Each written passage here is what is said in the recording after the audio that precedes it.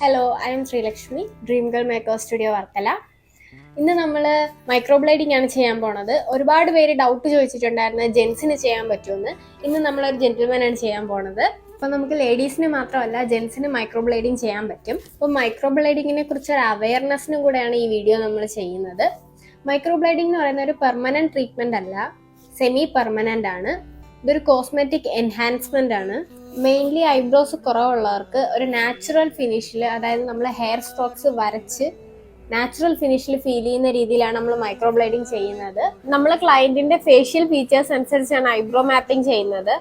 അപ്പോൾ നമുക്ക് ഓരോ ഇൻഡിവിജ്വലിനും ഏറ്റവും പെർഫെക്റ്റ് ആയിട്ടുള്ള ഐബ്രോ ഷേപ്സ് ആയിരിക്കും കിട്ടുന്നത്. അപ്പം ഇനി ട്രീറ്റ്മെന്റ് സ്റ്റാർട്ട് ചെയ്തിട്ട് ഫൈനൽ ലുക്കിലോട്ട് പോവാം.